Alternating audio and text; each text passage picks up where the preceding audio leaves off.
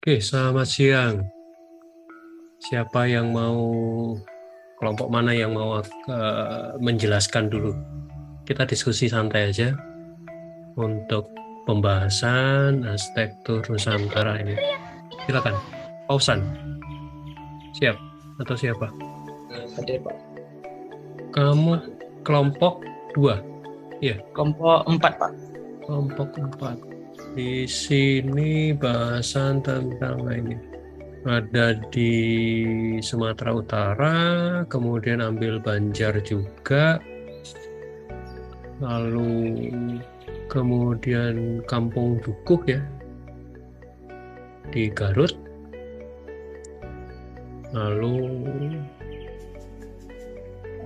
penggunaan rumah panggung, dan terakhir di Nias Selatan. Gimana rencananya Fauzan atau kelompoknya? Silakan. Pak izin suka. Hmm. Jadi untuk kasusnya sendiri Pak, kami itu sudah berdiskusi. Jadi kami memutuskan untuk kami kan berkelompok itu ada 5 ya Pak. Nah jadi kami itu masing-masing itu mengusulkan kasusnya masing-masing Pak, yang berbeda. Nah jadi untuk kasus yang pertama itu dari Leni Pak, kalau nggak salah. Dan saya itu kasus yang kedua Pak. Oke. Jadi terus rencana pembahasannya gimana? Masing-masing membahas gitu. Iya Pak. Jadi kan ini sistemnya kan asistensi kasus ya Pak. Ya, ya. Jadi kami itu berarti mengusulkan 5 kasus Pak. Jadi mungkin nanti ada masukan. Jadi kami nanti masing-masing coba menjelaskan juga Pak kasus kami masing-masing ini. Terus mungkin dari Bapak memberikan masukan mana yang lebih baik gitu Pak. Oh gitu. Sebenarnya gini, dari sekian banyak kasus, jujur saya mungkin saya juga salah menyampaikan ya. Kan pembahasan kita kembali ke pembahasannya ada migrasi, habitat hidup, adaptasi iklim, adaptasi geografis atau geologis, sama perwujudannya di atap atau bentuk bangunan ya, atap panggung, dan kemudian sistem struktur atau tektonikanya. Sebenarnya kalian cukup dari kelompok itu secara tim ya, secara tim mengajukan satu kasus untuk dibahas, tidak perlu per bahasan, artinya per migrasi sendiri, kemudian habitat hidup sendiri, adaptasi iklim sendiri. Nggak perlu seperti itu. Jadi satu kasus atau 2 kasus atau mau perbandingan, kalau di kelompok 4 ini ada 5 kasus ya, ada 5 kasus yang diusulkan.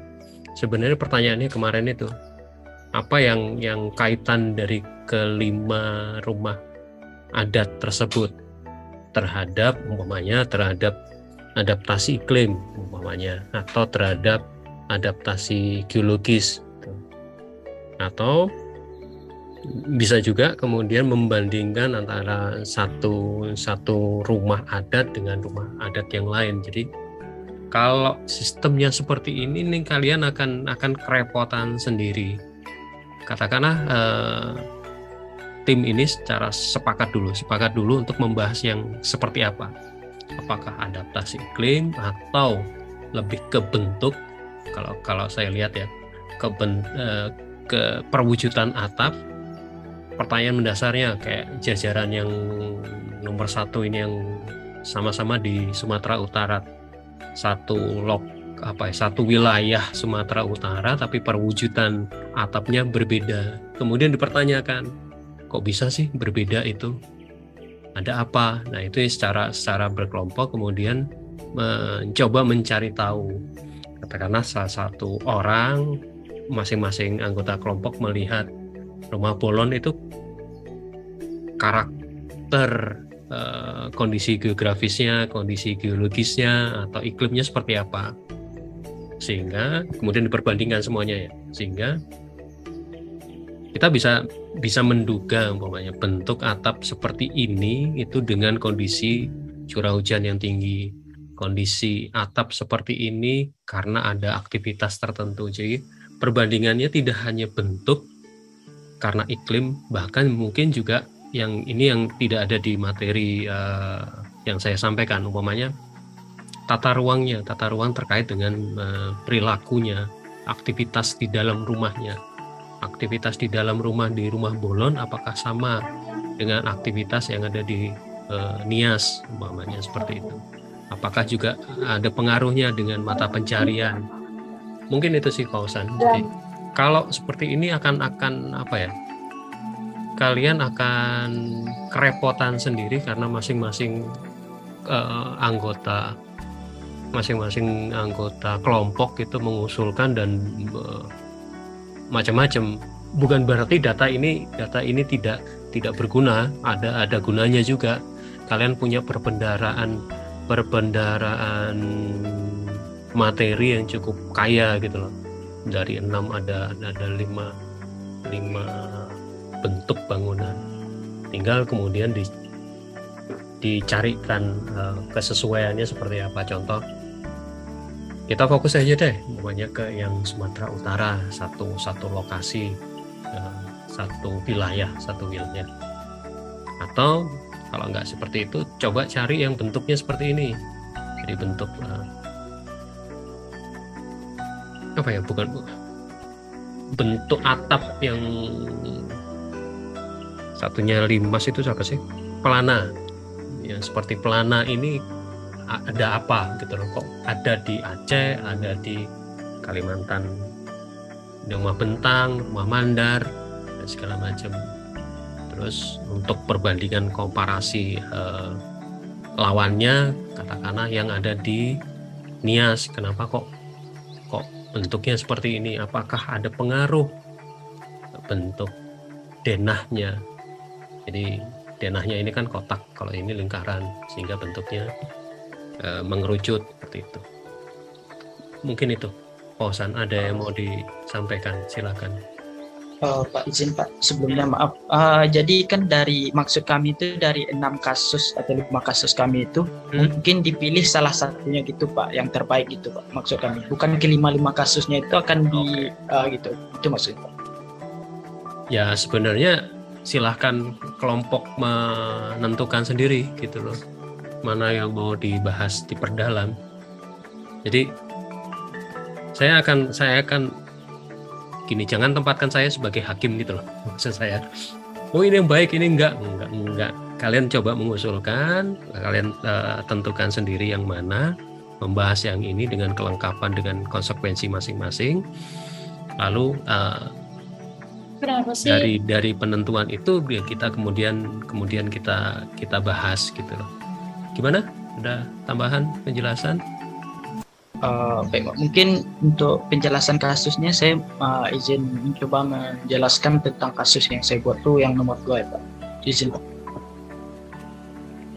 Sebelumnya saya izin buat menjelaskan Pak. Jadi saya akan mencoba menjelaskan tentang kasus mengenai arsitektur masyarakat Banjar dari rumah bubuhan tinggi yang ada di desa Teluk Selong Ulu, Kecamatan Martapura, Kabupaten Banjar Pak.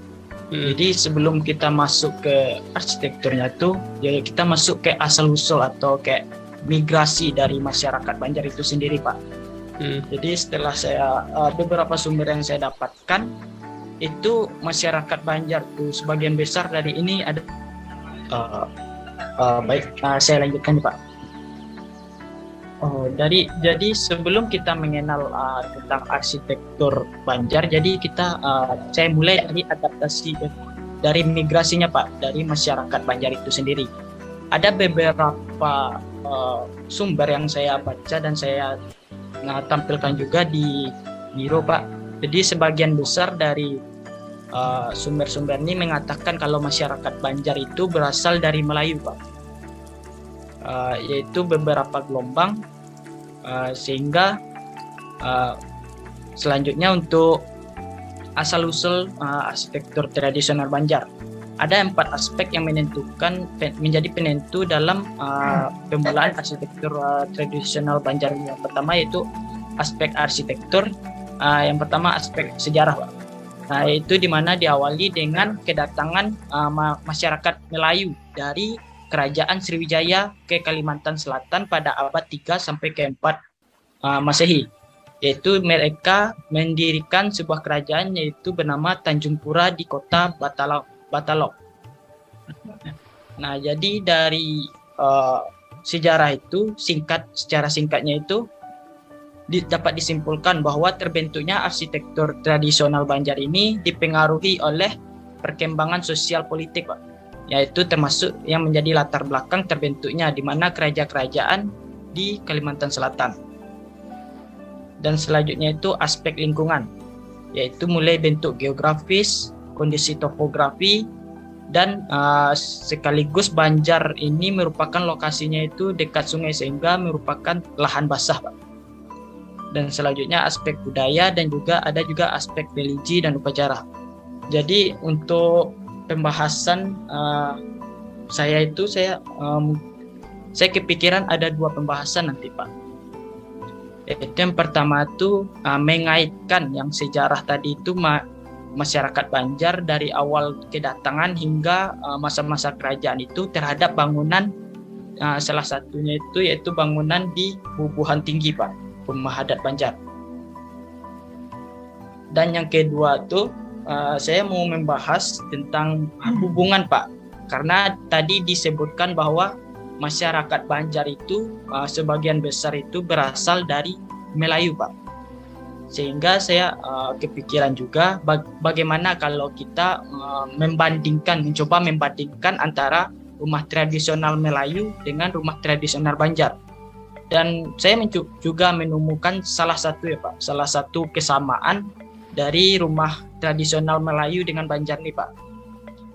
Salah satunya itu yaitu adanya penambahan ruangan-ruangan di sisi kanan dan kiri pada bangunan tradisional yang disebutnya itu anjungan, Pak.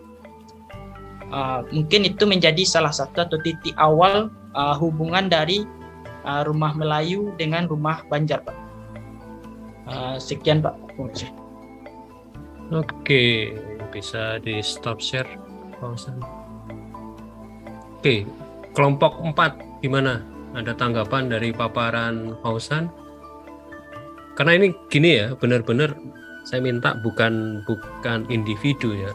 Kita akan kerja kelompok. Kenapa kerja kelompok? Karena data yang akan dieksplor, kemudian analisisnya juga cukup banyak gitu loh. Itu yang saya harap bisa dikerjakan secara kelompok. Silakan kelompok 4 ada komentar atau ada pemikiran lain. Jadi usahakan benar-benar ini kerja kelompok ya.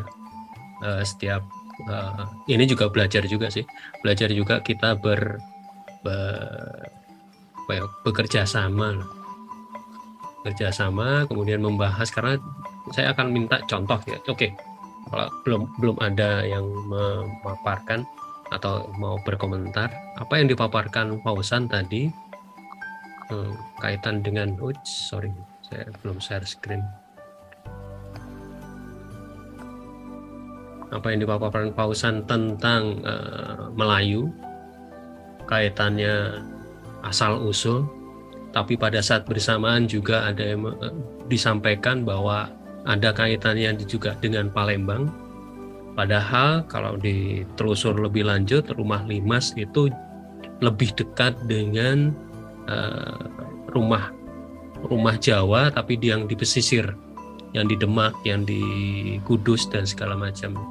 Itu akan jadi menarik kalau kita fokus ke Banjarnya. Banjar ada yang mengatakan bahwa ini dari Melayu,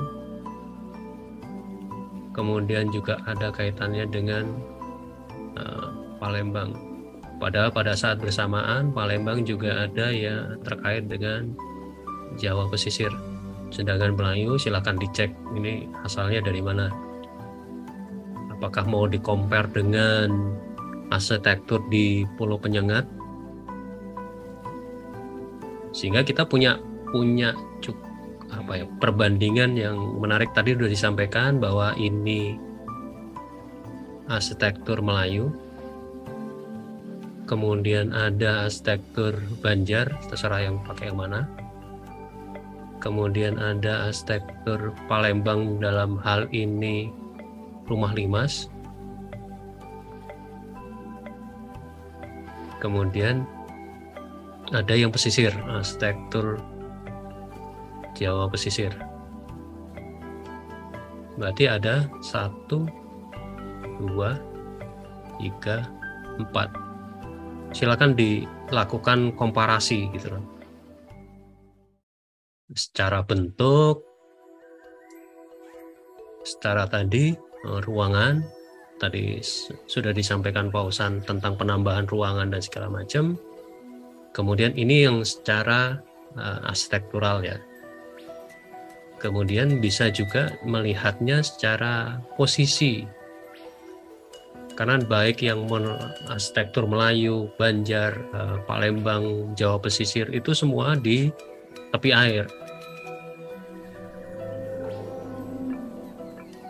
Lalu bagaimana kemudian mereka bisa beradaptasi? Adaptasi secara struktural. Jadi dari bentuk bangunan terutama atap, ruangan, seperti apa penambahan ruangan dan segala macam sampai ke struktural karena sama-sama di tepi air. Bisa seperti itu. Jadi pembahasannya akan seperti itu. Jadi tidak meluas terlalu luas, tapi ini semua ada yang saya sampaikan kemarin, ada keterkaitan dari ke aspeknya dari satu tempat Banjarmasin, kemudian kita bisa telusur ada yang Melayu, ada yang Palembang dan segala macam. Itu akan ini usulan dari saya, pembahasannya seperti itu, sehingga kita juga bisa melihat kenapa sih bentuknya atapnya seperti ini. Kalau tadi Fauzan mengatakan oh ini ada kesamaan, tapi ada perbedaan yang jelas arah hadap si atap ini. Satu arah hadapnya ke arah sini, sedangkan depannya ada yang dari samping. Itu kenapa bisa menjawabnya sampai seperti itu, betul. Begitu kurang lebih. Gimana kelompok? Silakan dirundikan lagi secara berkelompok. Ini hanya usulan aja, usulan permasalahan. Usulan tanggal 24. Komen? Izin Pak. Yep. Baik Pak, terima kasih sebelumnya Pak. Jadi mungkin untuk penambahannya itu berupa arsitektur Melayu, Banjar, Palembang, dan Jawa pesisir Pak. Ya. Mungkin kalau untuk secara migrasinya itu antara Banjar, Palembang, dan Melayu itu ada keterkaitan Pak. Dan untuk Jawanya itu kalau seandainya kami tidak menemukan hubungan migrasi. Kalau dirimu bongkar kesejarahan Palembang itu pasti ketemu arsitektur Jawanya. Karena tadi di kalau nggak salah disampaikan deh kamu. Oh, iya maaf Pak. Benar ya, Pak. Ada penemuan candi-candi gitu ya Pak. Tidak hanya candi gitu loh. Bahkan kenapa di Palembang tempat terlama itu disebut Ki Gedeing Suro, itu kan orang Jawa juga.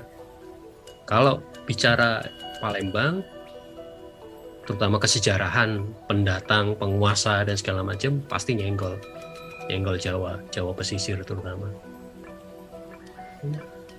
Di sini kan efek dari zaman Ken Arok ke masa Mataram Hindu juga akan banyak sekali. Kalau Jawa dan Palembang saya bisa pastikan. Cuman yang menarik adalah Palembang dan Banjar dan Melayu.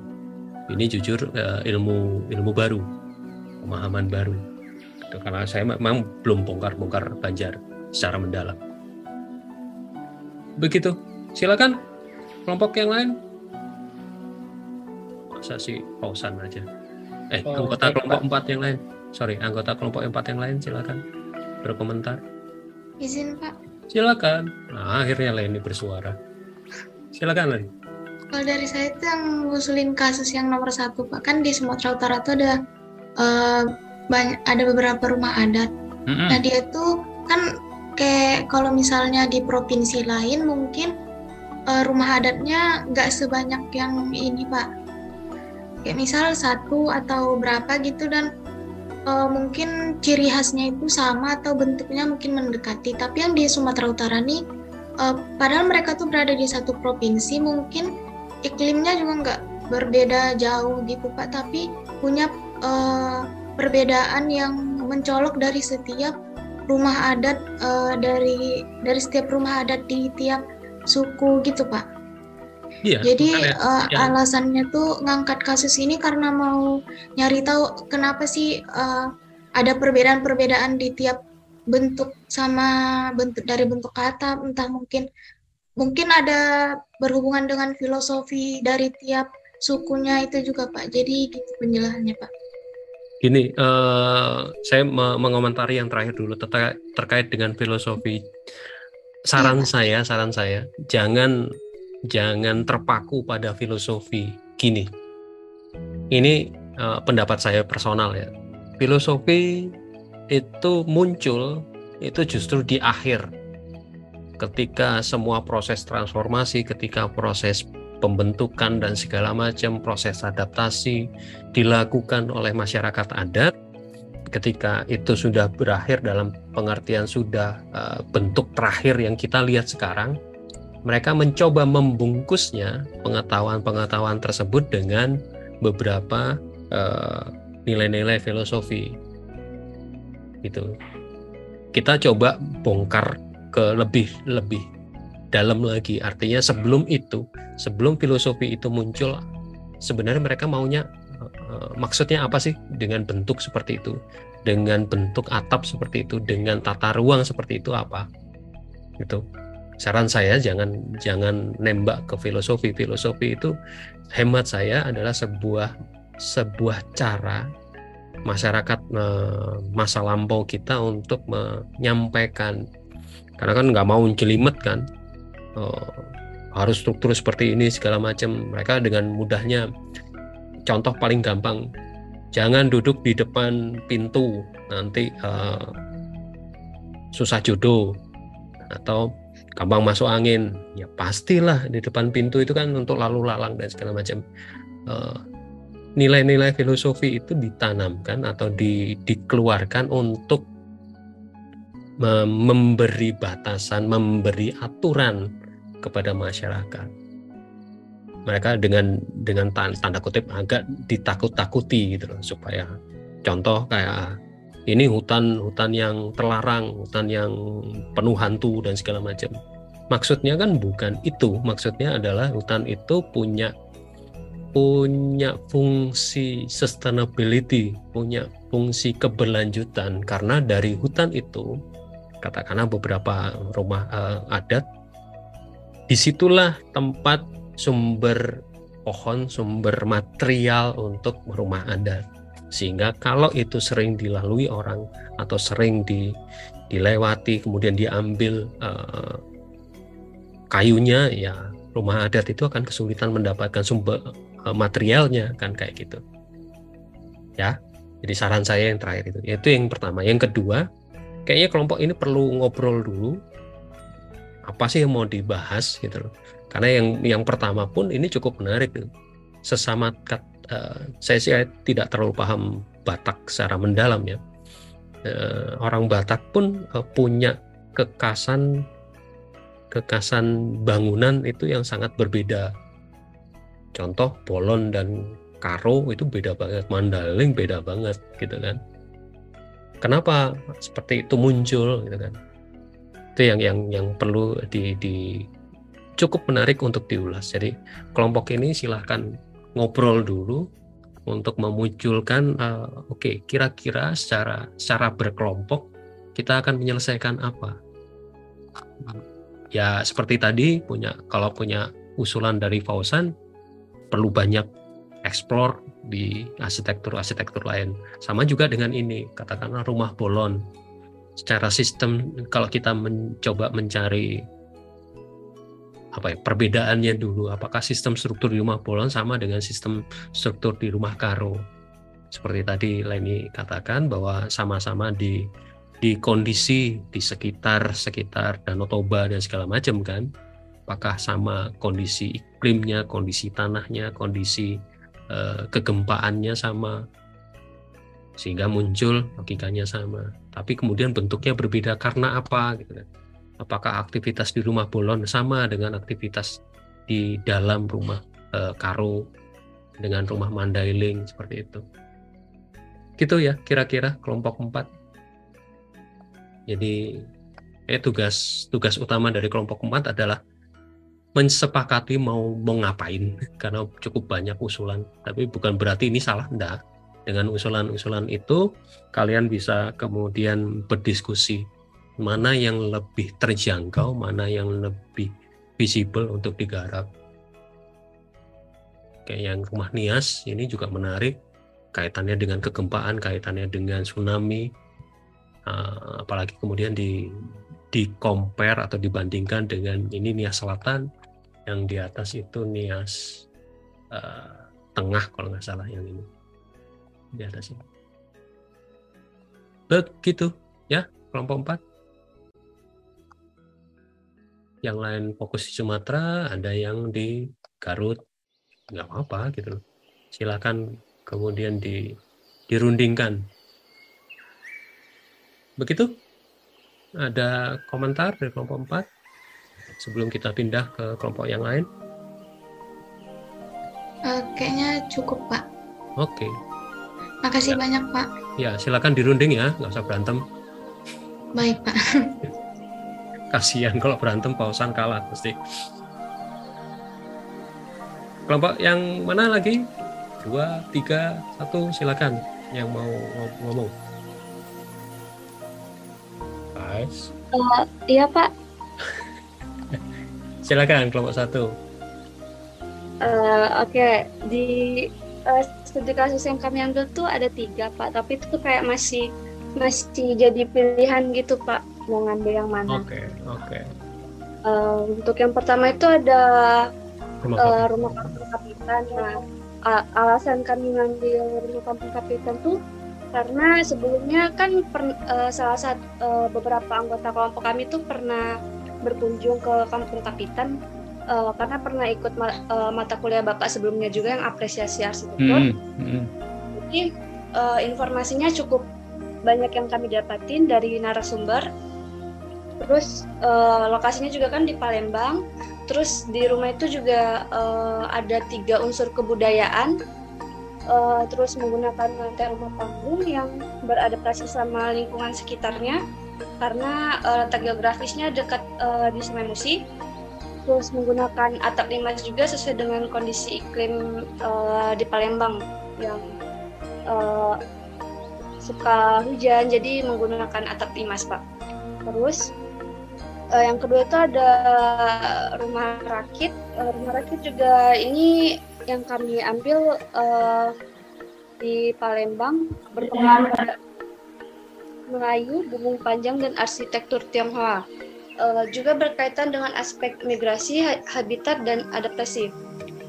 Untuk alasan pemilihan kasusnya, karena juga rumah adat ini berada di Palembang, juga terus mudah untuk mencari informasi dengan survei secara langsung seperti kayak yang rumah kampung Kapitan sebelumnya. Terus yang kedua, terdapat 2 gaya arsitektur pada rumah ini, yaitu arsitektur Melayu Bubung Panjang dan arsitektur Tionghoa. Yang ketiga, berlokasi di tepian sungai yang ada di Palembang sehingga memiliki aspek geografis yang berbeda. Yang keempat, menggunakan material bambu manyan dengan tambahan kayu tiram besi atau kayu seruk membuat rumah ini terapung di perairan. Yang kelima, menggunakan atap kajang yang mempunyai bentuk mirip pelana yang menyesuaikan dengan kondisi iklim di Palembang. Yang ketiga ada rumah tongkonan. Alasan mengambil rumah ini sebagai opsi memiliki bentuk atap yang unik seperti perahu, terbuat dari bambu dan batu, terus memiliki ornamen yang unik pada rumahnya. Terus yang ketiga, konstruksi rumah yang tidak menggunakan paku. Jadi itu 3 opsi yang udah kami pilih. Jadi kami belum memastikan untuk rumah mana yang bakal kami pilih untuk jadi studi kasus yang kami amati lebih lanjut, Pak. Oke, makasih. Saya izin sedikit update dikit ya. Izinkan. Ya, Pak. Kemudian apa yang kalian tampilkan di foto itu sebenarnya rumah darat yang dirakitkan. Itu agak miris ini. Sedangkan yang saya tampilkan ini rumah rakit. Ini foto yang sudah ada sejak di zaman Hindia Belanda. Itu fotonya seperti ini. Jadi ada wujudnya seperti ini dan macam-macam, dan banyak jurnal yang sudah membahas tentang ini, tentang rumah rakit. Kalian juga bisa membandingkan dengan rumah ranting yang ada di Palangkaraya. Bentar, saya cari gambarnya dulu. Rumah ranting. Jadi tentang rumah rakit ini cukup unik karena hampir setiap, terutama kota-kota air ya, yang berbasis air ya, sungai gitu, itu rata-rata punya hunian rumah rakit. Kemudian kalian juga kemudian bisa membandingkan dengan suku air yang ada di Riau. Dan ini masih hidup sampai sekarang. Artinya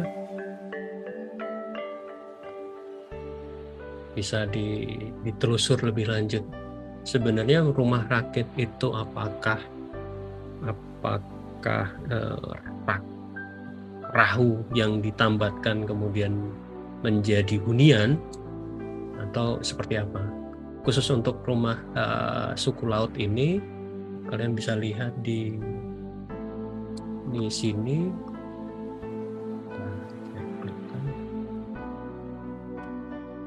Jadi ini pendataan yang sudah dilakukan oleh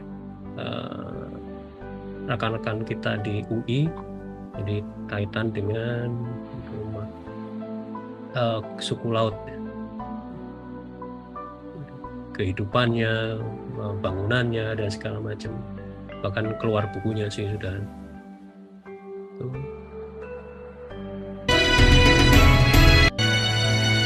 Dibangun oleh suku Duano, umumnya memiliki atap dan dinding yang dibangun oleh daun nipah.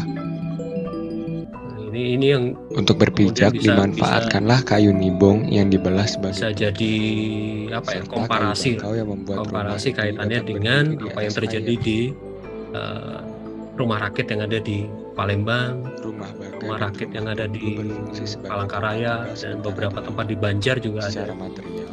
Kedua rumah ini juga identik satu kampung yang mereka berhuninya di atas air, di atas sungai gitu. Kalau ini di laut, cenderung di laut. Karena kan sebagian dari mereka memiliki sampan di belakang rumahnya. Terdapat sampan kajang yang merupakan tempat tinggal orang suku asli saat masih dan tinggal di laut. Ya. Ada pula sapau yang dibangun untuk tempat mereka bertinggal sementara. Itu yang ya bisa dilakukan kaitan dengan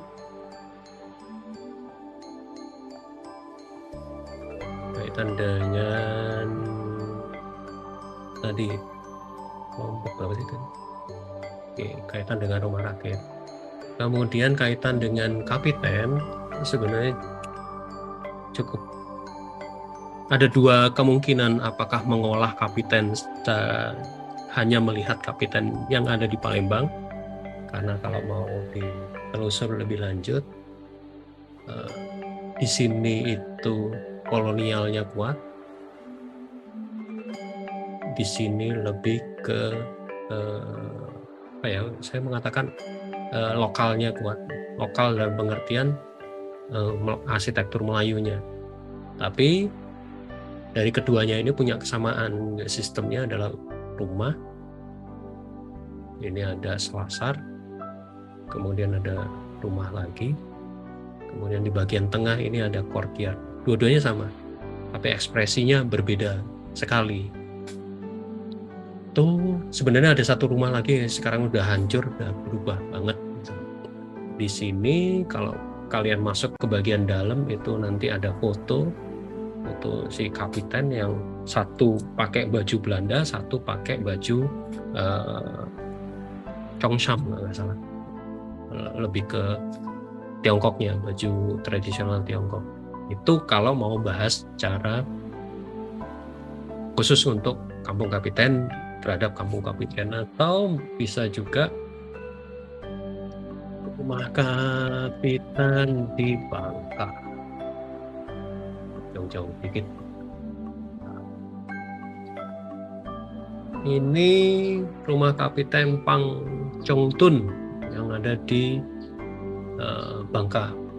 Kalian bisa lihat nanti di website yang saya tempelkan di sini, itu terkait dengan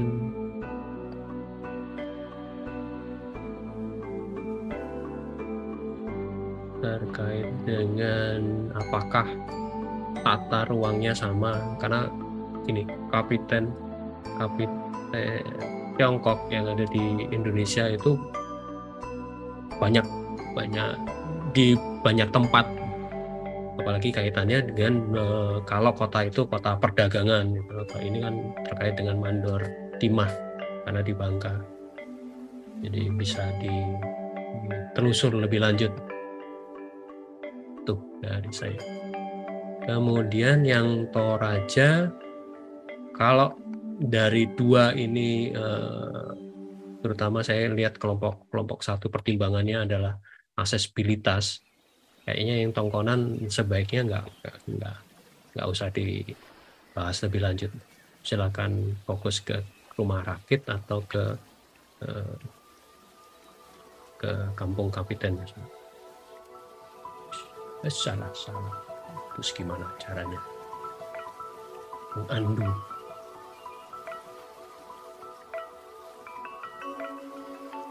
Oke deh. Sorry. Mengandunya gimana? Oke.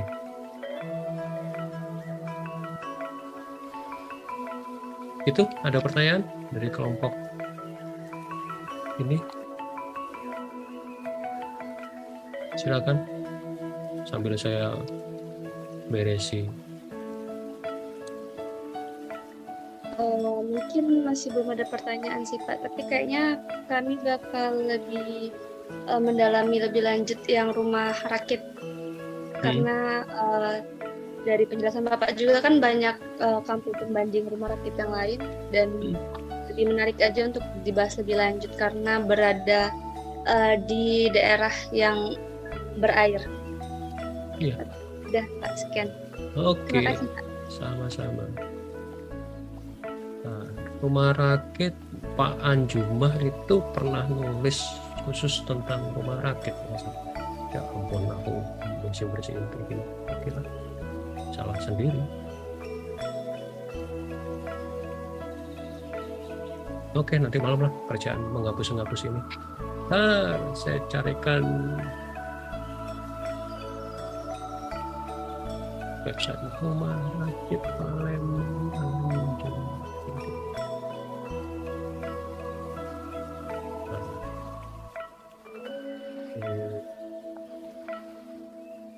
Pak Anjuma itu pernah kearifan lokal dalam rumah rakit Palembang, jadi bahas tentang rumah rakit khusus untuk Palembang. Kita bisa eksplor berangkat dari apa yang telah disampaikan Pak Anjuma di jurnal ini. Silakan di googling aja. Oke, atau saya masukkan judulnya deh. Oke, itu sip. Baik, terima kasih banyak Pak Jo. Oke, kelompok satu sudah. Kelompok yang lain siapa yang mau berkomentar? Kelompok 2 adakah? Karvin, biasanya kamu Karvin. Ya Pak. Masa perlu dipanggil? Pak seru. Gimana? Jadi kami ada 3 opsi yang mau dibahas. Yang pertama itu ada rumah Ong Buncit. Ini kami pilih soalnya 3 dari anggota kami ini udah pernah survei ke sana, Markul Apres juga. Terus kami ini mau bahas dari aspek migrasi maupun adaptasi dari atap ini rumah Ong Buncit tersebut. Nah, opsi kedua itu ada rumah Nuwo Sesat. Ini kami pilih soalnya salah satu anggota kami ada yang dari Lampung. Jadi rumah ini menarik kami pilih soalnya Lampung itu kan daerahnya sering gempa. Jadi kami ingin membahas dari aspek geologisnya. Kemudian yang opsi terakhir yang ketiga itu ada rumah Tambi dari Provinsi Sulawesi Tengah. Itu kami pilih soalnya atapnya itu berfungsi juga sebagai dinding. Jadi kalau kami melihatnya itu tuh cukup menarik untuk dibahas, mengapa mereka tuh membuat atap yang juga berfungsi sebagai dinding. Mungkin kalau ada tambahan lain dari kelompok saya, boleh langsung bersuara. Kalau friend. Silakan, mungkin ada tambahan atau cukup. Kalau buat saya jujur, Ong Buncit ini kalau mau difokuskan itu kalau secara tampilan di luar nggak begitu seru ya, biasa gitu rumahnya, rumah kampung, dan sebenarnya ini rumahnya sudah mengalami modifikasi yang luar biasa. Bagian depan itu kemudian diuruk gitu. Sayang, sebenarnya ini sampai teras ini air sungai itu bisa sampai gitu. Jadi ini kan karena kemudian diuruk dan segala macam. Yang buat saya menarik adalah justru pada interiornya. Ini saya compare ya. Saya compare dengan struktur rumah Tiongkok. Apakah si Ong Buncit ini masih menggunakan sistemnya yang seperti ini gitu loh. Meskipun kita mesti cek lagi bahwa ini yang di sketsa ini adalah bangunan untuk golongan bangsawan ya. Bagaimana dengan golongan masyarakat biasa? Apakah juga serumit ini atau enggak? Jadi untuk kasus yang Ong Buncit mungkin bisa fokus ke ornamentasi di bagian interiornya. Kalian mencoba mendata dan segala macam, lalu membandingkan dengan arsitektur Tiongkok. Cuman hati-hati ketika proses pembandingan, karena arsitektur Tiongkok yang di selatan itu berbeda sekali dengan Tiongkok yang ada di utara. Tiongkok pedalaman dan Tiongkok pesisir itu juga berbeda.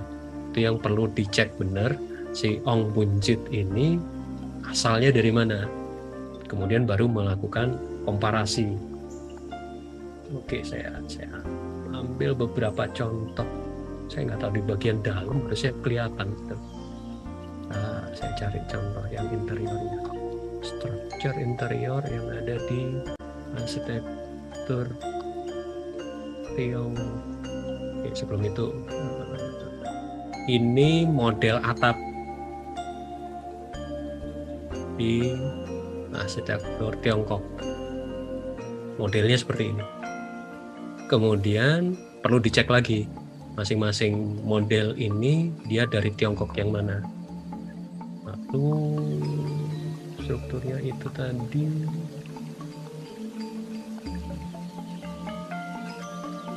saya nggak dapat interior atau potongan yang ini dia tingkat kerumitannya.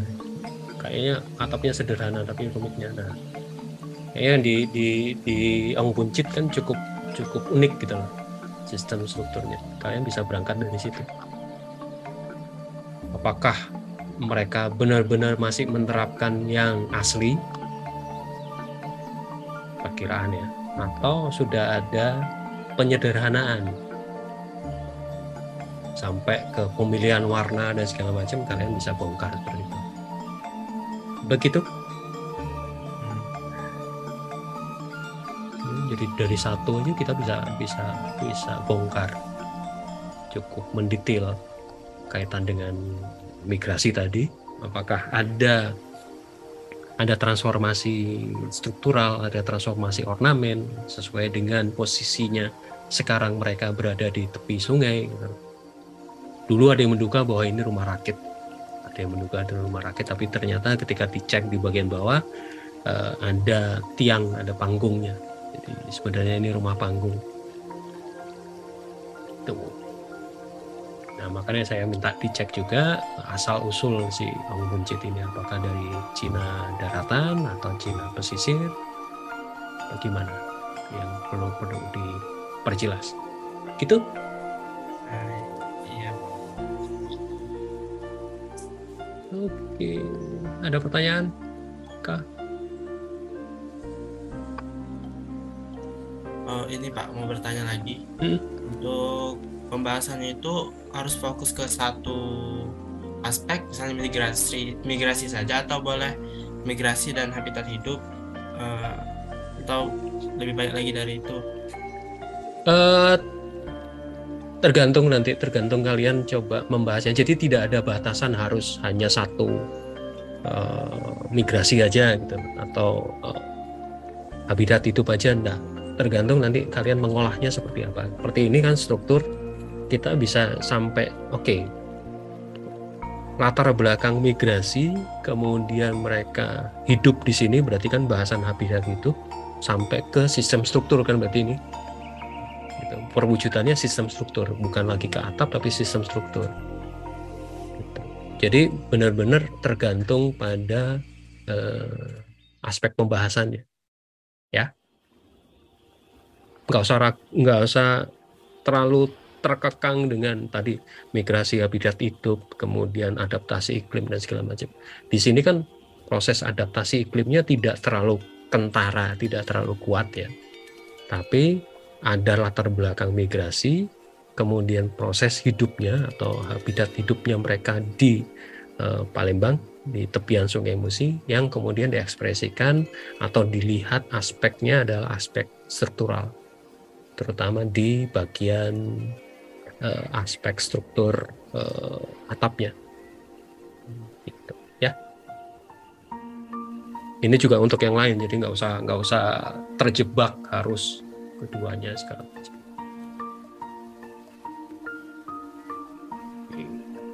Cukup? Ada lagi pertanyaan? Untuk saya sudah cukup. Mungkin yang lain kelompok saya kalau ada yang mau nanya. Silakan kelompok 2. Itu Pak. Jadi seingat saya kan itu kemarin pas berkunjung ke situ, bentukan dalamnya itu kayak mirip yang di lingkarin itu Pak. Iya memang. Terus juga rumah Ong Buncit ini itu banyak bentukannya itu banyak perpaduan budaya gitu Pak, sama budaya Melayu. Nah itu perpaduan mana yang Melayu, mana yang Tiongkok, itu ya kan kalian bisa pilah gitu, atau bahkan sampai tidak terlihat secara nyata ya mana Tiongkok, mana Melayunya, bisa seperti itu. Jadi bahasanya cukup detail, dengan tadi mengatakan bahwa ada perpaduan dengan Melayu. Apakah si Ong Buncit ini hubungan dagangnya hanya dengan orang Melayu? Karena kalau kita lihat perbandingan kasusnya dengan Al Munawar dan Assegaf, ya, bisa seperti itu. Saya tadi iseng juga nyari, kok kayaknya ya miripnya seperti yang ini gitu loh. Ya memang gitu.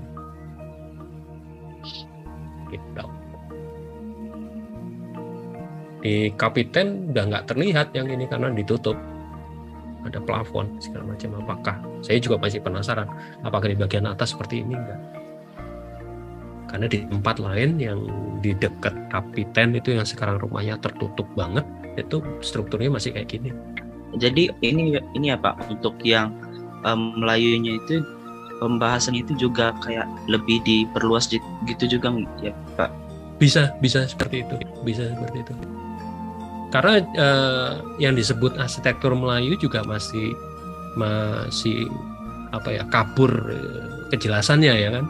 Melayu yang mana gitu, Melayu Malaysia, Melayu Riau itu agak berbeda banget. Apakah kamu mencari yang akarnya, yaitu yang biasa kalau udah bicara arsitektur Melayu,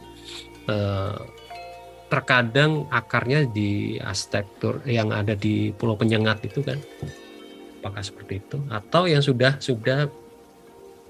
tercampur gitu. Tapi nggak usah sampai mungkin nggak usah sampai sedalam itu lah. Memisahkan antara ini yang Melayu, ini yang Tiongkok itu udah cukup rumit gitu. Pak, apa yang mesti dilakukan? Ya ke sana, detailkan lagi, coba di foto lagi, di sketsa lagi. Terus kita akan bicara, kita akan diskusi lagi. Ya. Ada lagi tambahan? Oke. Atau yang anak-anak yang lain? Mungkin dari Bapak itu aja dulu sih Pak. Oke, siap.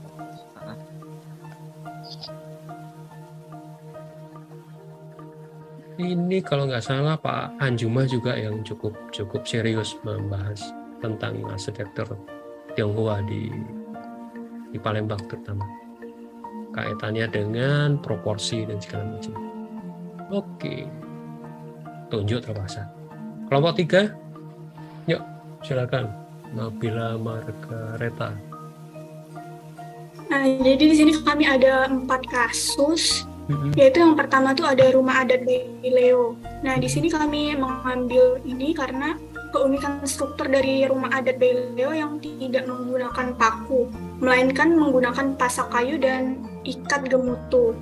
Kemudian karena dinding bangunan rumah adat Baileo terbuat dari papan kayu yang disilang-silangkan, menyerupai pagar. Dindingnya sendiri terbuka yang dimasukkan agar memudahkan roh para leluhur masuk dan keluar rumah. Yang ketiga ada rumah adat ini tidak memiliki pintu pada bangunannya. Rumah dibiarkan melompong dan hanya terdapat tiang-tiang penopang, atap, dan pembatas di sisi-sisinya. Yang keempat ada lantainya juga terbuat dari papan kayu, namun uniknya lantai tersebut tidak menimbulkan suara ketika diinjakan kaki, tidak seperti pada lantai rumah pada umumnya. Pada saat pergantian. Oke, ini rumah adat di mana ya? Sorry, saya pengetahuan saya pendek. Kalau nggak salah di Sulawesi, Pak. Sulawesi, oke. Fungsinya apa ya? Balai pertemuan kah atau? Iya, balai pertemuan gitu Pak, bukan yang rumah. Bukan rumah ya, kayak balai adat ya. Ya, itu kenapa kan? Itu kenapa makanya tidak ada dinding dan segala macam, kemudian dimasukkan untuk memudahkan roh leluhur keluar masuk gitu kan. Ya karena pasti ada aktivitas ketika memakamkan atau ada kematian dan segala macam. Yang uniknya untuk Nusantara, katakanlah Nusantara untuk adat istiadat yang justru dirayakan sangat meriah itu justru kematian gitu. Dicek aja di semua tempat, hampir di semua tempat itu pasti ada upacara yang cukup meriah, dan terkait dengan beberapa rumah ketika meletakkan jenazah itu pasti ada omongan tanda kutip tadi, kembali ke nilai filosofi dan segala macam kaitannya dengan memudahkan roh keluar masuk.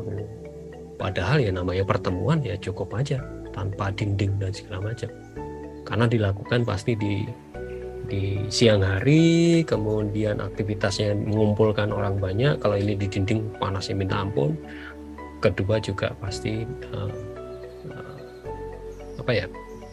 kaitan dengan aktivitasnya itu tadi salah satunya untuk bersemayamnya jenazah itu ya. Oke, kasus ini kenapa tertarik yang ini? Apakah ada anggota tim yang pernah melihat atau karena hanya sekedar iseng aja sih nyari ada yang unik gitu? Iya, karena ada salah satu dari kami yang cari, terus dia tertarik karena strukturnya tuh nggak pakai paku Pak. rata-rata orang rumah-rumah masa lampau itu tidak pakai paku, belum ada paku memang. Masalahnya di situ kan, masalahnya ketersediaan material paku itu baru setelah munculnya para pendatang dari Eropa, kalau nggak salah. Oke, lanjut museum SMB 2. Ini kami ambil juga karena kalau mau survei juga lebih dekat, karena di Palembang juga letaknya. Kemudian ada penggunaan materialnya yang pada saat dulu tuh kan dominan pakai kayu, tapi museum ini udah menggunakan bata.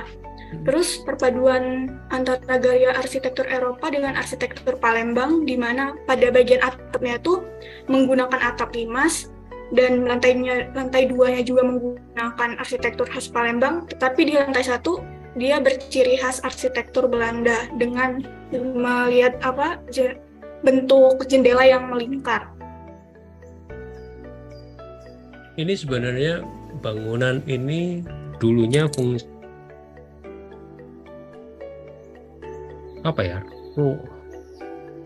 rumah dinas penguasa atau pemerintah, perwakilan pemerintah Hindia Belanda. Jadi kayak administraturnya, dan dibangun atas dasar sisa jadi batu bata benteng. Jadi BKB, di sebelah BKB tempat si bangunan ini ada, itu dulu ada benteng kecil. Kalau di keraton itu kan ada tempatnya pangeran, tempatnya putri, sehingga disebut kaputren, tempatnya putri, tempatnya pangeran. Kemudian ada BKB, itu tempat istananya. Di sini ini sebenarnya saya tolong nanti dicek lagi, saya banyak lupanya. Tapi di sini kalau nggak salah ada benteng kecil. Dan ketika masa Hindia Belanda, penguasaan oleh Belanda, benteng ini dihancurkan.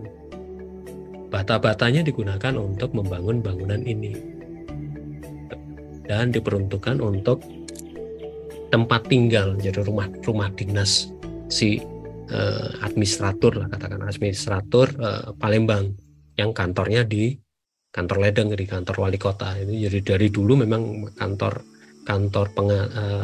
penguasa kota gitu. Yang menarik dari bangunan ini memang yang benar ada perpaduan antara khas Palembang dan arsitektur Belanda, sehingga tangga keong ini itu tidak hanya muncul di sini, tapi kalau cek beberapa rumah limas, baik rumah limas dan rumah limas gudang di seberang Ulu dan seberang Ilir, itu biasanya kemudian mengadopsi tangga keong ini, kayak tren-trenan gitu loh. Tren masa itu tangga keong ya sudah ikut tren karena ada bangunan ini. Ini cukup menarik kalau mau dilihat bagaimana arsitek Belanda ini yang membuat orang Belanda gitu loh. Bagaimana arsitek Belanda kemudian mencoba beradaptasi baik secara iklim. Kenapa saya bilang iklim? Karena ada atapnya ini, atap limas, dan tritisan yang cukup lebar. Itu yang pertama, jadi secara iklim, tapi juga saya mengatakannya perpaduan antara arsitektur lokal dan kemampuan arsitektur Eropa. Jika kalau dilihat di sini kan kolomnya kolom Yunani klasik gitu modelnya. Kemudian ada arts seperti ini, lengkung gitu. Jadi perpaduan itu yang kemudian menjadi bangunan ini menjadi unik gitu. Di samping juga kesejarahan ini sisa benteng yang kemudian dibangun ulang dan segala macam. Bisa yang ini cukup seru. Jadi ada bukan bahasan tadi. Kalau tadi ada pertanyaan apakah harus migrasi, harus segala macam. Kalau di sini adalah bagaimana orang Eropa beradaptasi huniannya orang Eropa Belanda dengan iklim 4 musim harus beradaptasi dengan iklim 2 musim secara hunian, sehingga muncul apa yang disebut dengan ini, nanti ada bahasan tersendiri, arsitektur Indis atau kebudayaan Indis. Bahkan tidak hanya arsitektur, kebudayaan Indis adalah kebudayaan perpaduan antara kebudayaan Eropa dan kebudayaan lokal. Di sini perwujudannya. Jadi kasus ini cukup menarik, bisa dibahas seperti itu. Tidak membahas migrasinya, tapi bagaimana si orang Belanda kemudian beradaptasi secara lingkungan di tempat yang baru. Jadi kaitan dengan habitat hidup, kaitan dengan adaptasi iklim. Karena nanti bisa bahasan politis juga bisa jelas sekali bahwa Belanda mencoba menghapuskan sisa-sisa kekuasaan masa lampau. Ini kan zaman-zamannya Palembang Darussalam, dan membangun sebuah tatanan pemerintahan yang baru dengan rumah dinas ini. Itu sisi politis. Begitu dari saya. Kalau yang ketiga, apakah ada apakah ada yang dari Jawa Barat sehingga muncul Kampung Naga? Awalnya tuh karena melihat satu kampung ini rumahnya tuh sama semua Pak, mulai dari atap dan bentuk. Dan jumlahnya tidak lebih ya segitu. Ya. Nah, itu yang. Tapi bahasan ini cukup banyak, dan ya kalau kaitan dengan survei dan segala macam kalian mesti ke sana. Kalau mau survei sih. Ini bahasannya cukup. Oke, kemudian ada kantor pos Medan. Ini juga kurang lebih sama kayak yang SMB 2 tadi, penggabungan antara konsep kolonial dan konsep lokal. Tapi terlihat ya, yang kantor pos Medan, kalau mau dicek nanti tahunnya, ini jauh lebih, kalau nggak salah ya, jauh lebih dahulu dibanding yang SMB. Jadi lebih tua. Kenapa saya bisa memperkirakan, semoga salah sih, semoga salah. Saya bisa memperkirakan itu karena bentuknya ini masih kuat sekali, kental ornamen-ornamen koloni, ornamen Eropanya kan, bentuknya segala macam, terus perwujudannya seperti ini, ada di bagian depan seperti ini pintu dan beberapa sudut. Sedangkan yang di SMB lokalnya juga lebih menonjol gitu. Atau mau silakan dua-duanya mau dibandingkan antara mana yang proses adaptasi rancangan arsitek Belanda terhadap di kantor pos Medan dengan yang di Palembang. Bisa seperti itu.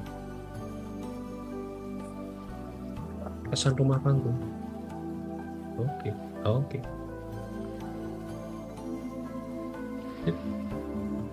Ada pertanyaan dari kelompok ini?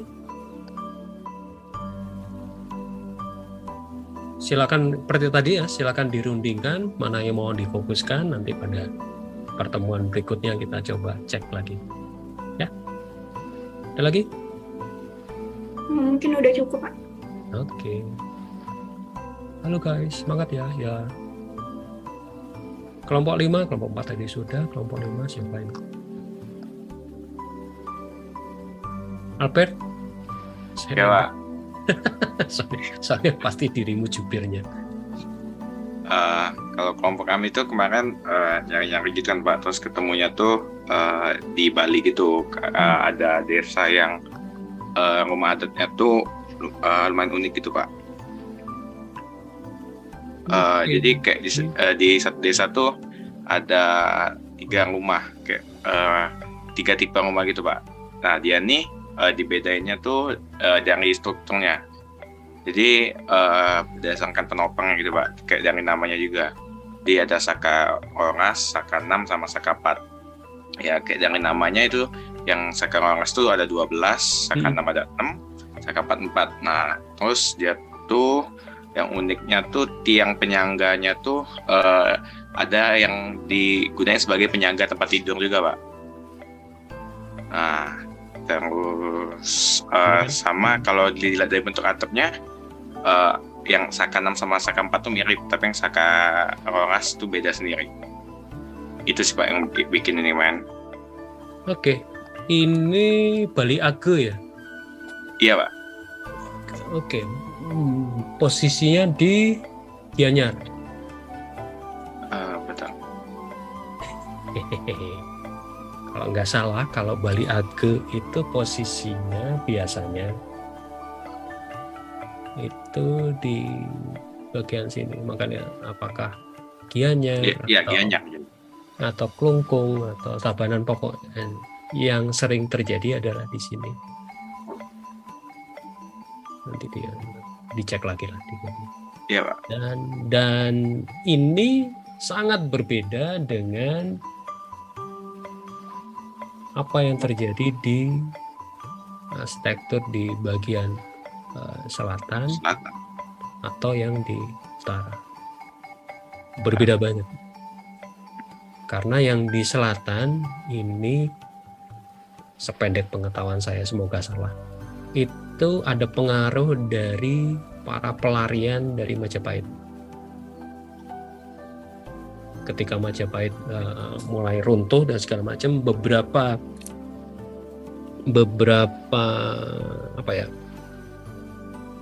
penduduknya atau punggawanya dan segala macam, anggota kerajaan itu lari ke Bali, dan ada yang lari ke Bromo. Sehingga kalau kalian perhatikan apa yang terjadi di Bromo dan apa yang terjadi di Bali itu mirip-mirip. Di Bromo itu di kawasan Tengger dan segala macam, itu Hindunya mirip dengan apa yang ada di Bali Selatan atau beberapa di Bali Utara. Sedangkan Bali Age itu jauh lebih dulu, sehingga bangunannya juga berbeda. Nah, kembali ke posisinya, di kawasan sini itu ada Gunung Agung kan, di bagian tengah. Itu pengaruh kegempaan dan segala macam, itu yang bisa diungkap lebih lanjut. Apakah model seperti ini itu proses mereka untuk beradaptasi terhadap kondisi kegempaannya, dan model tata ruang seperti ini jauh lebih tertutup dibanding apa yang terjadi di selatan maupun di utara Bali, ya kan? Ada dindingnya kan. Kalau yang di utara atau di selatan Bali itu cenderung terbuka. Kenapa? Iklim mikronya di Bali Age itu jauh lebih dingin. Sehingga kalau kalian cari kopi Arabica yang enak, itu biasanya di daerah atas sini. Kalau yang terkenal di Munduk, itu di posisinya itu di sini, di tengah. Itu yang efeknya ya, efek iklim, efek bangunan, efek kondisi geologis itu mempengaruhi bentukan arsitektur. Ini benar masih yang di Bali Age, kayaknya bukan deh foto ini. Hati-hati ya, arsitektur Bali itu cukup rumit.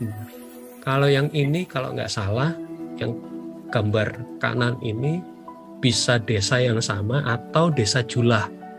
Desa Julah juga kurang lebih sama sih posisinya juga di bagian tengah sini, cuman dia lebih ke area Karangasem di atas ini. Jadi ada Bali Age itu ada beberapa desa. Jadi hati-hati benar menempelkan gambar, karena kalau yang ini kayaknya bukan. Kayaknya bukan.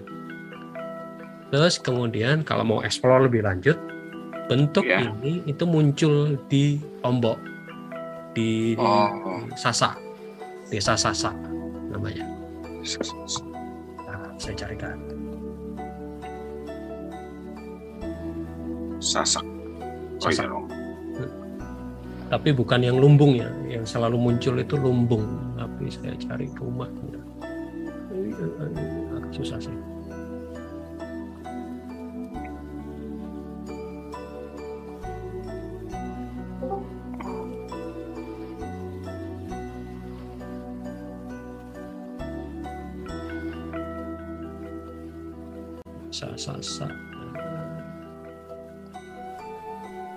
Ada kemiripan tata ruang dan segala macam.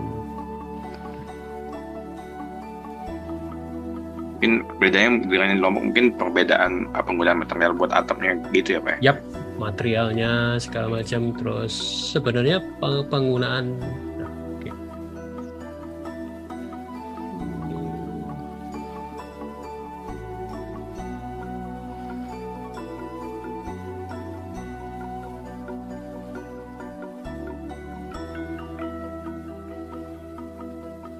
ini bagian depannya hampir mirip.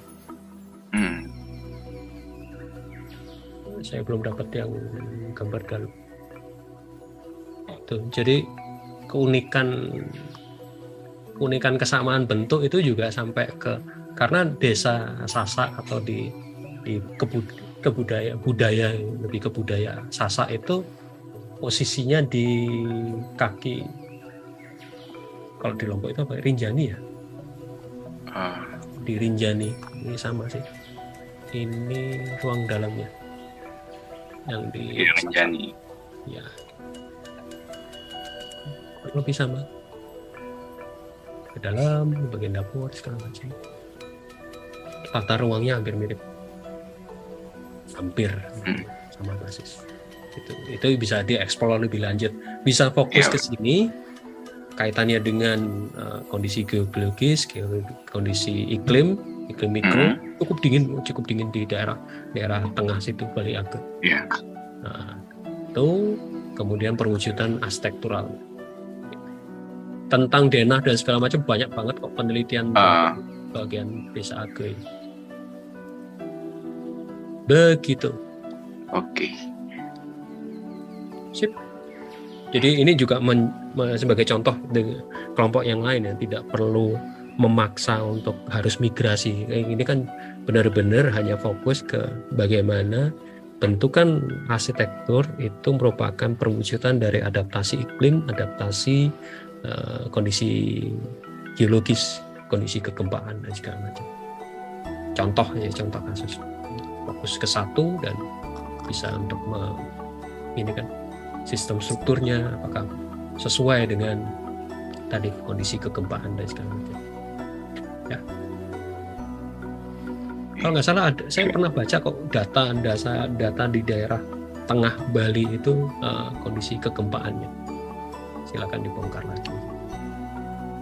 Itu ada pertanyaan? Kalau dari saya sebelum kalau teman-teman silakan. Kelompok 5.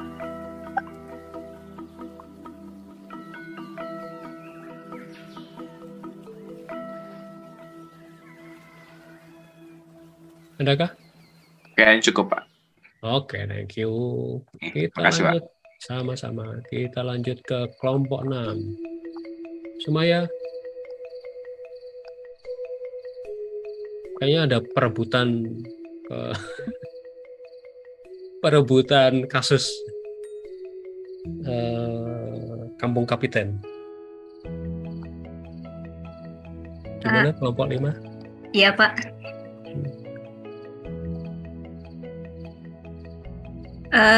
Iya Pak. Kira-kira mau yang kayak gimana? Kampung Kapitennya diapakan? Gitu.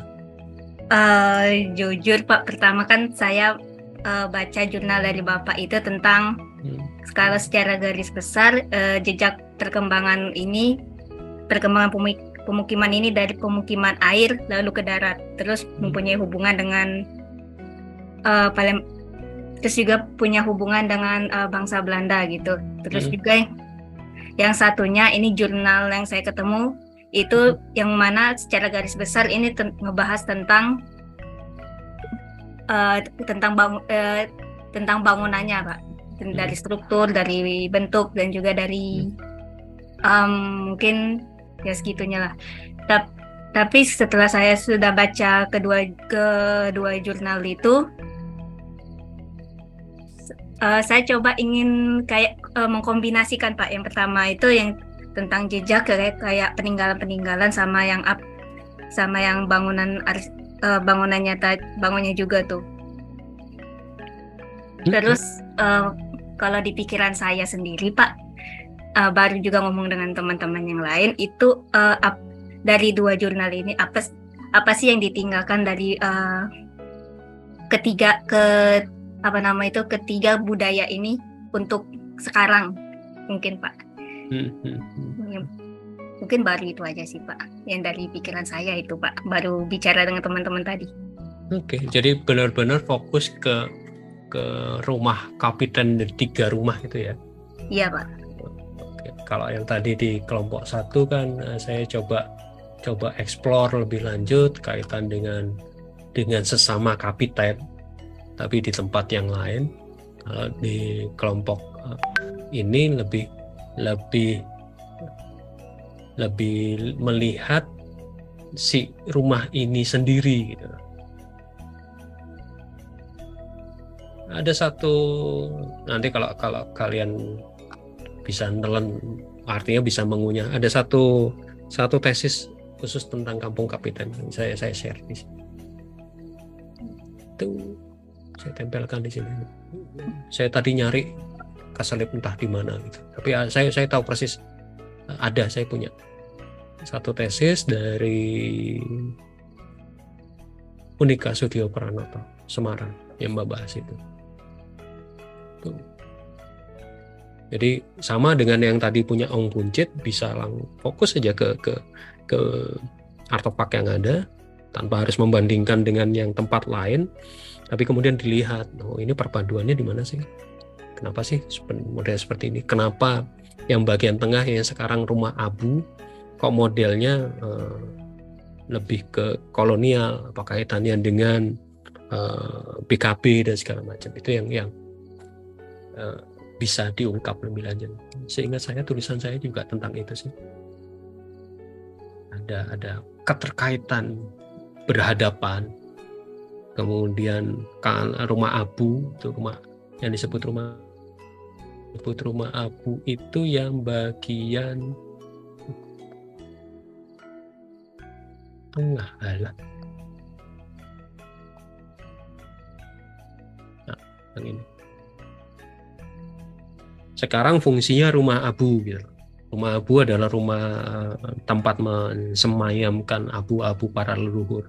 Tapi dulu awalnya ini adalah kantornya, kantor si kapitan. Itu kenapa modelnya ke arsitektur kolonial, arsitektur Hindia Belanda dengan kolom klasik Yunaninya, kolom Dorik. Gitu. Oke, yang tambahkan, mau tanyakan? Untuk mungkin kalau dari saya sendiri cukup Pak. Kalau tidak tahu teman-teman yang lain, untuk Sumaya, Rehana, sama Nabila sama Bimo ada pertanyaan? Belum mungkin. Oke. Ini nanti saya share. Silakan nanti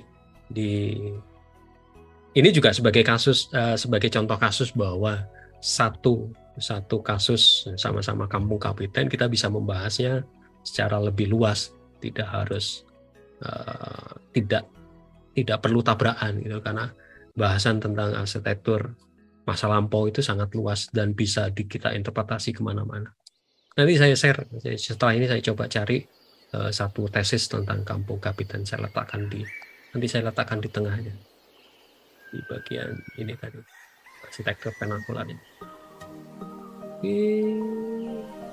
Kelompok 6 cukup? Cukup Pak. Oke. Kelompok 7 ada yang mau disampaikan dari pengumpulan datanya? Oke.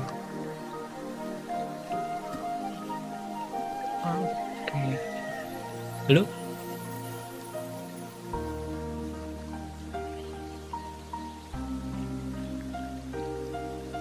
Kelompok 7? Siapa ini kelompoknya? Apa? Ada Davin, ada Lula, ada Tria, Fajar, Jar, biasanya kamu ngomong Jar, Netania,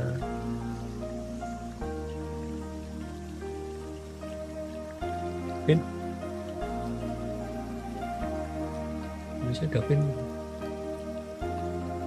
Lula, silakan. Ngomong ada dia.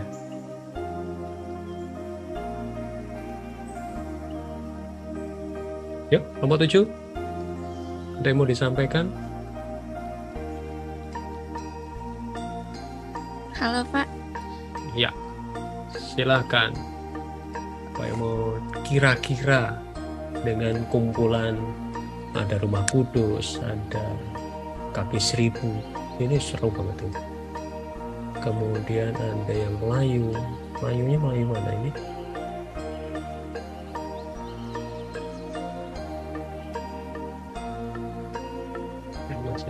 Arsitektur Melayu di Siak Indrapura. Oke. Kemudian yang cukup seru sih ini juga Sumatera Barat tapi dengan perpaduan. Oh ini bahasannya ke kami. Oke. Kira-kira setelah mendengarkan penjelasan tadi, kelompok 7 ini mau yang mana? Saya balik sekarang pertanyaannya.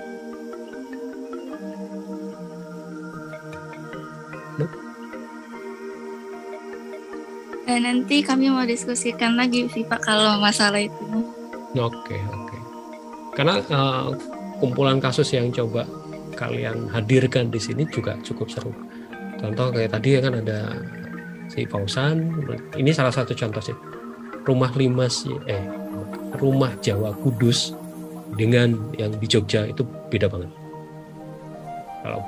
Kalau coba dibandingkan dengan rumah Banjar justru lebih dekat kan. Secara shape ya, secara bentuk tampilan.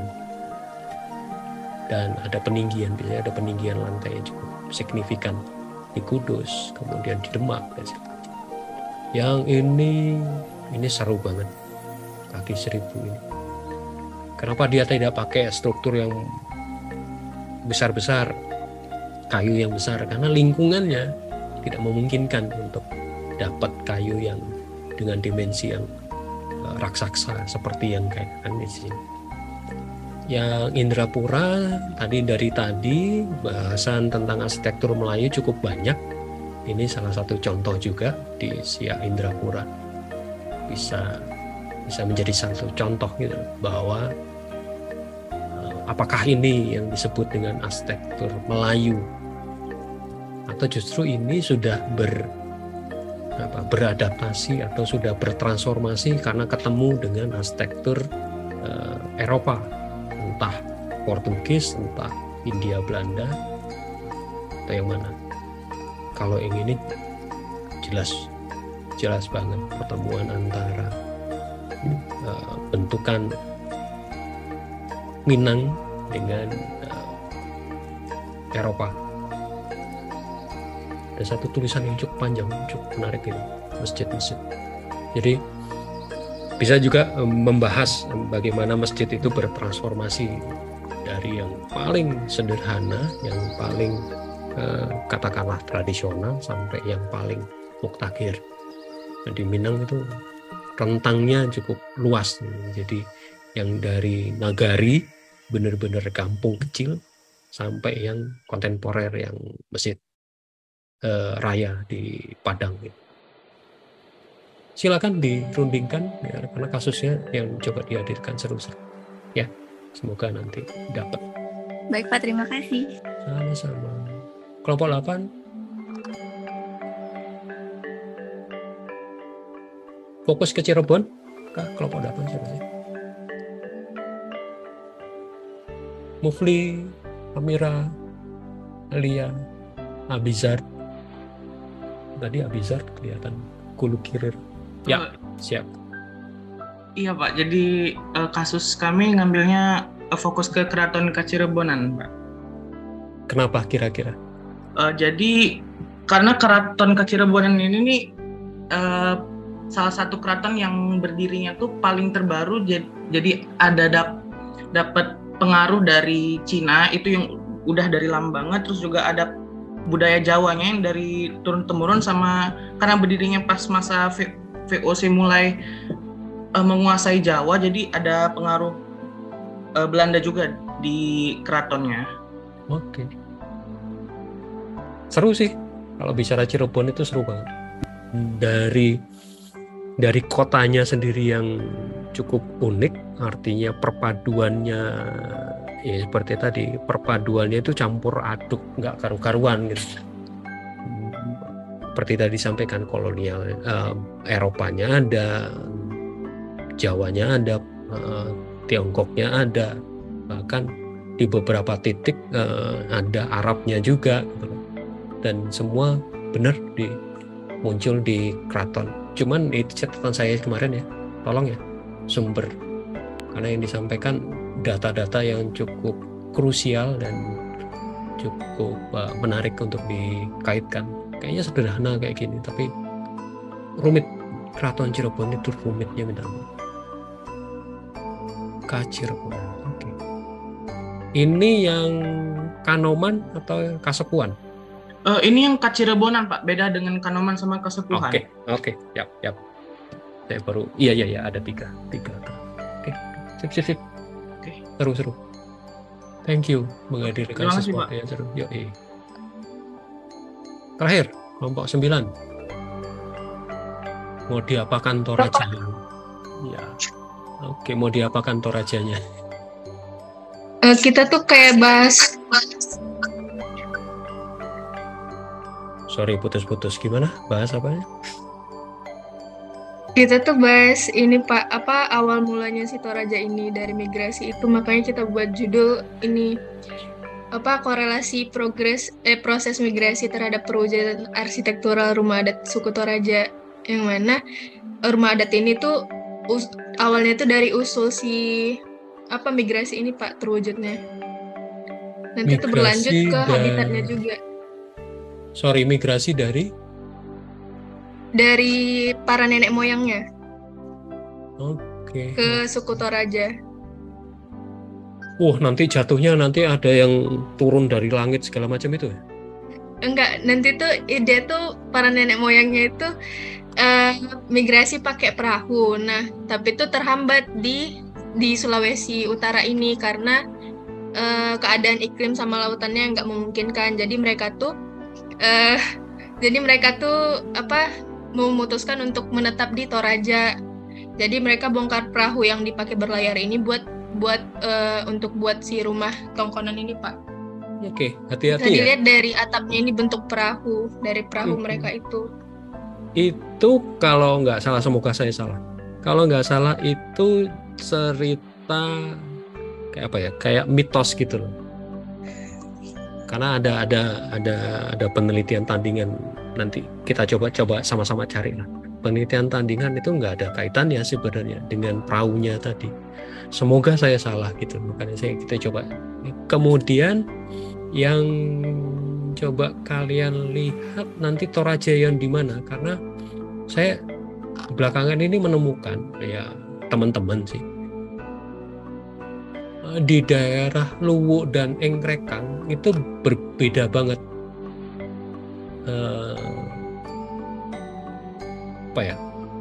bentuknya gitu. Itu yang perlu diperjelas. Engrekang, Luwu, Palupo itu ada beberapa yang secara struktur berbeda. Teman saya di Unhas itu dia menemukan bahwa ada satu struktur atap yang dia pakai batu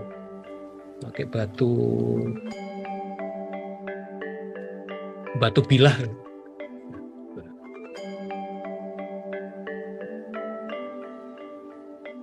Itu seru banget gitu.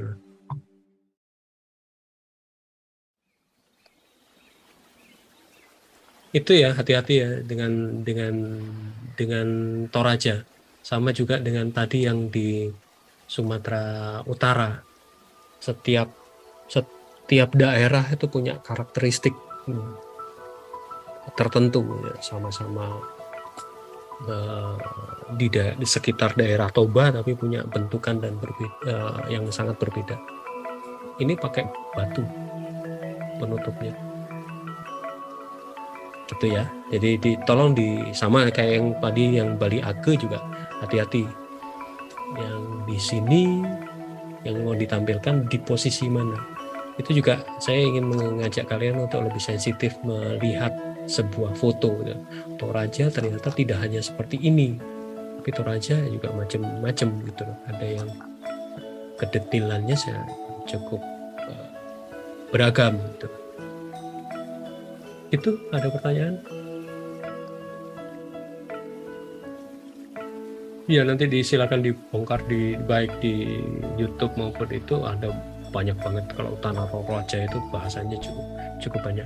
Ini kampus kalau kalian sempat mampir ke kampus Indralaya atau minta tolong teman kampus Indralaya, kalau nggak salah ada beberapa angkatan di atas kalian itu yang pernah melakukan KKL ke Tanah Toraja. Itu datanya lebih seru lagi karena didampingi oleh ahlinya tentang arsitektur Toraja ketika mereka ke sana. Ya, gitu.